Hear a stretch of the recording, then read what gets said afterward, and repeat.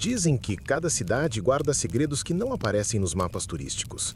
Alguns se escondem em vielas escuras, outros em prédios abandonados, mas há aqueles que se ocultam em lugares aparentemente normais, onde a rotina deveria trazer conforto e segurança. Foi o caso de um velho hotel encravado numa esquina esquecida de uma cidade que muitos diriam ser como qualquer outra. Fachada discreta, cortinas pesadas sempre fechadas, uma recepção de madeira gasta pelo tempo. Ninguém imaginaria que ali dentro se escondia uma das histórias mais perturbadoras que já circularam, entre moradores, policiais e viajantes incautos. O mistério do quarto 313. O hotel não era grande. 3 andares, 20 e poucos quartos, sempre com hóspedes de passagem, viajantes solitários ou famílias pequenas em busca de um pernoite barato. As diárias eram acessíveis, o café da manhã simples, mas havia algo de incômodo no ar. Como se o lugar inteiro estivesse suspenso numa camada de silêncio pesado. O carpete abafava os passos, os corredores eram longos demais para a estrutura do prédio e os funcionários falavam pouco, sempre desviando o olhar quando alguém perguntava sobre o quarto que não aparecia no panfleto de quartos disponíveis, o 313. Poucos sabiam da existência dele. Não estava listado, mas podia ser solicitado, e os que pediam descobriam da pior maneira. Os relatos que surgiram fragmentados ao longo dos anos eram sempre os mesmos. Todo hóspede que passava a noite no quarto 313 desaparecia no dia seguinte. Não havia sinal de luta, não havia bagagem, não havia testemunhas de saída. Era como se o hóspede nunca tivesse existido. Um registro apagado, um corpo engolido pelo vazio. Houve sim tentativas de explicar. Fugas, sequestros, envolvimento com crimes, mas a polícia nunca encontrou rastros. O quarto permanecia intocado, como se nada tivesse acontecido. As camas arrumadas, as toalhas dobradas e o registro da entrada ainda ali na recepção, como prova de que a pessoa havia estado no local, mas nenhuma saída registrada, nenhuma porta aberta captada pelas câmeras, nenhuma explicação racional, apenas o silêncio sufocante que engolia cada testemunha. Quem tentou investigar de perto contou histórias desconexas, quase delírios.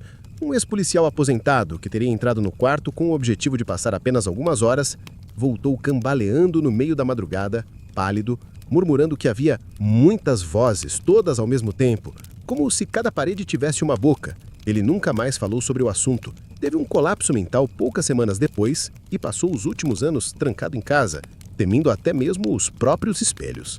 Outro relato fala de uma jovem estudante de arquitetura que, fascinada por lendas urbanas, insistiu em alugar o quarto 313.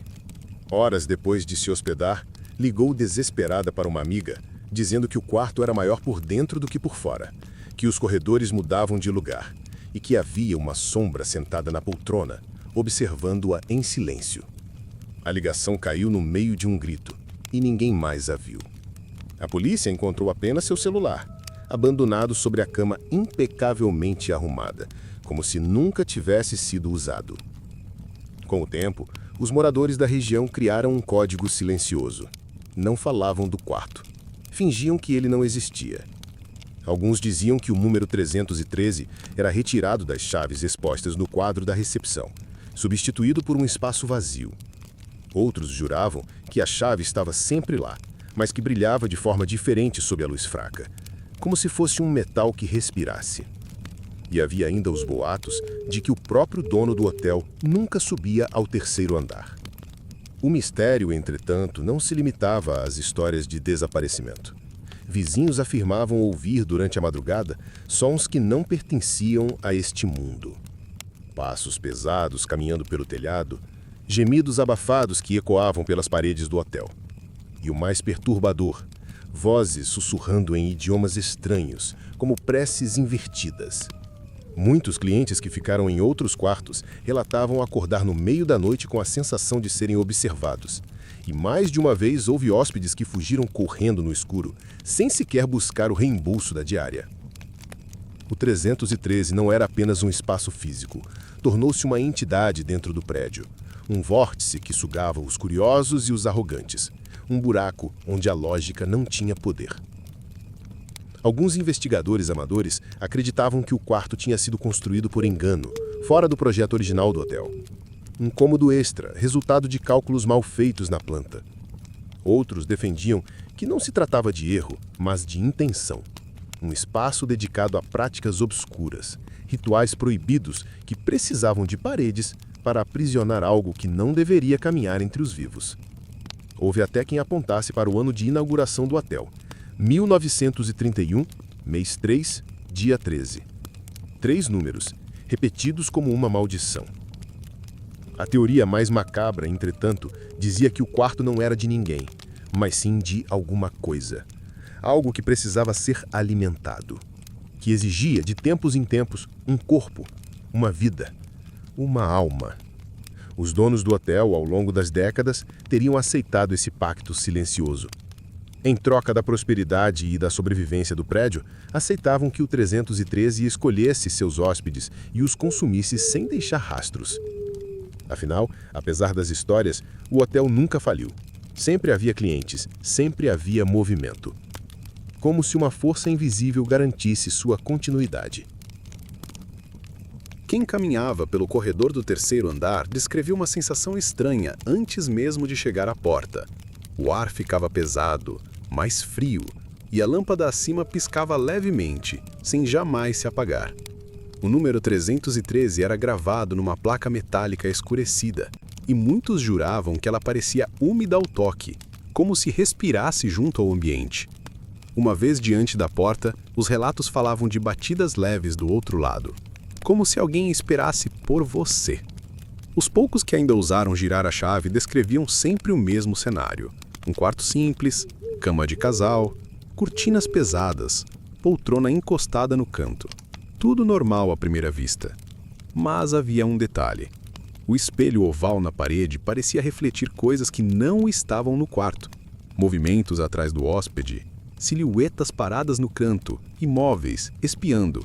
E, pior, havia a sensação de que o espelho não refletia, mas registrava. Como se cada hóspede que tivesse passado por ali continuasse aprisionado na superfície do vidro, observando, esperando. Ninguém que passou a noite inteira conseguiu sair pela manhã. Os que escaparam fugiram no meio da madrugada, desesperados. E ainda assim, o quarto permanecia limpo, arrumado, intocado, como se o hotel em si quisesse apagar qualquer prova de sua fome.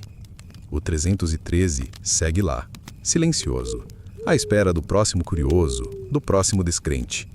Quem entra, não volta. E quem ousa perguntar demais, acaba descobrindo que certos segredos não querem ser revelados. Talvez você, ouvindo essa história, esteja pensando em visitar este hotel. Talvez esteja curioso em ver o quarto com seus próprios olhos.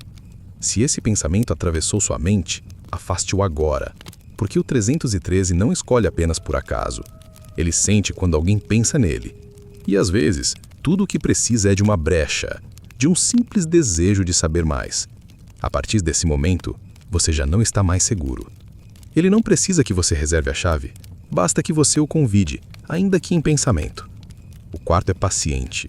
Ele pode esperar. Mas não esqueça, quando entrar, ele nunca mais deixará você sair. Se você chegou até aqui e ainda não se arrepiou, talvez já seja tarde demais. Mas antes que o quarto 313 te escute, deixe o seu like, se inscreva no canal e compartilhe essa história. Só assim você terá a chance de não ouvir a batida na sua porta esta noite.